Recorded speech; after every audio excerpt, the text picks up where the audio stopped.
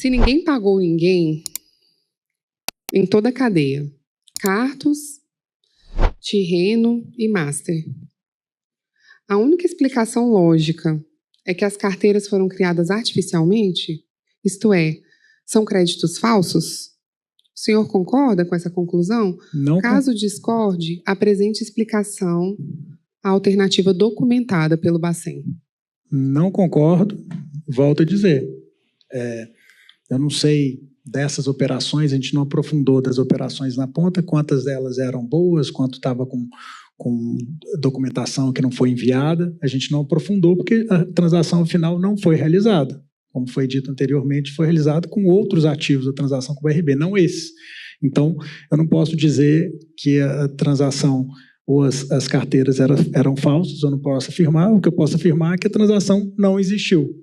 Não existiu nem em pagamento para Tirreno e nem na venda para o BRB. Recebeu, não, mas existiu assim, no ponto em que o senhor cedeu as carteiras para o BRB e recebeu o dinheiro. Sim, mas eles ficaram numa conta escrow, ou seja, era uma transação para ela existir. Quando eu falo existir sob o ponto de vista transacional do sistema bancário, eu deveria registrar a aquisição, registrar a venda dela na minha receita, recolher impostos, alocar o prêmio como resultado, colocar isso no sistema de cobrança, cobrar os clientes. Nada disso foi feito. Então, ela foi interrompida e desfeita antes de ser concluída. Segundo informações prestadas pelo BRB ao Banco Central, todas as operações adquiridas com a intermediação da Tirreno foram celebradas por 20 correspondentes bancários, a Cartos Sociedade de Créditos S.A. O senhor tinha conhecimento de que a Cartos era a originadora real das operações? Não. Se o senhor nega qualquer relação com a Cartos e a Cartos nega ter cedido carteiras à Tirreno, como o senhor explica que as carteiras vendidas ao BRB tinham como originadora justamente a Cartos? Instituição cujo dono Pereto capitalizou a Tirreno e cujo sócio Maia, que é o André Seixas Maia, era diretor da Tirreno e ex-funcionário do Banco Master? Eu não consigo responder essa pergunta. Não tenho informação. Segundo a decisão de prisão, as operações adquiridas da Tirreno foram cedidas ao BRB pelo Banco Master antes mesmo que os documentos necessários para a formalização de tais operações fossem entregues ao Master pela Tirreno. Correto. O senhor confirma que o Banco Master vendeu ao BRB créditos cuja documentação sequer possuía? Não, na verdade a gente fez uma sessão, como eu disse, que, como várias outras que a gente tinha feito, que ainda carecia da documentação completa, mas a gente tinha responsabilidade pelo qualquer vício formal ou pela ausência de documento, que, obviamente, quando aconteceu, a gente acabou. Mas quando o senhor cedeu, ele não tinha os documentos, tanto que o senhor faz a notificação pela ausência de documentos, não é isso? O senhor começa a ceder em janeiro. Para ser sincero, quando a gente fez o negócio, ainda não tinha essa ciência da ausência da documentação. Eu fiquei sabendo posteriormente que não tinha vindo todas as documentações e a partir daí a gente começa a ir atrás, porque também não foi uma ausência completa, existia uma documentação básica e tinham coisas que estavam faltando. Eu fico sabendo disso e nesse momento começo a atuar para que se complete as informações. Mas o senhor cedeu antes de receber a documentação completa? Correto, sim. Fazer parte do negócio. Isso.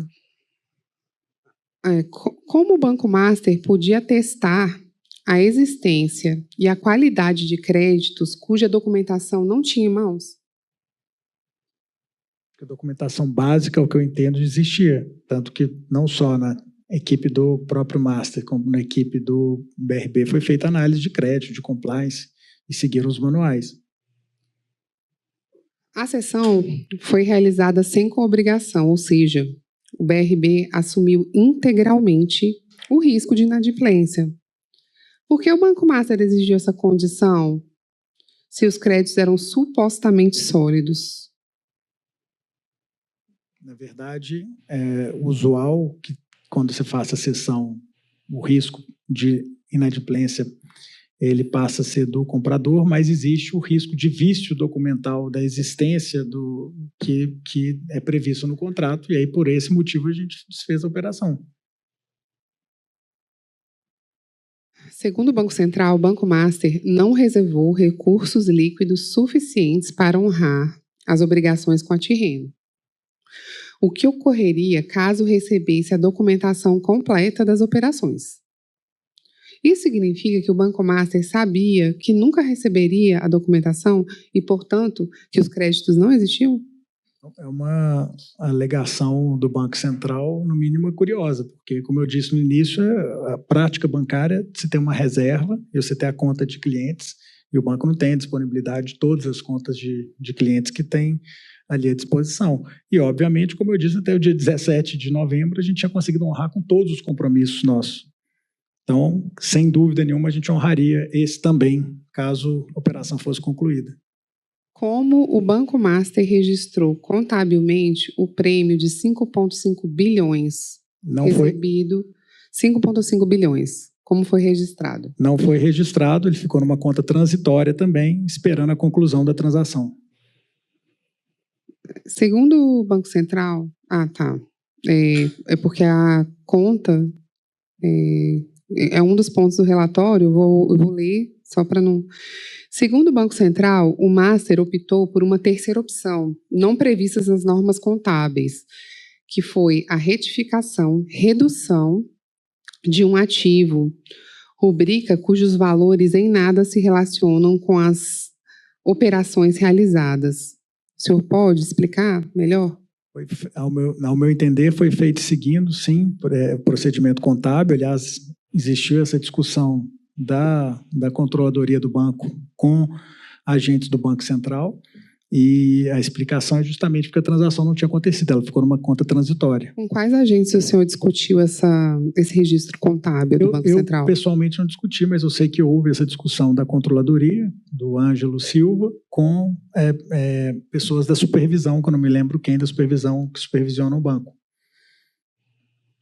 Se o senhor fosse presidente do BRB, tentaria comprar um banco que já lhe havia vendido mais de uma vez carteiras de crédito falsas?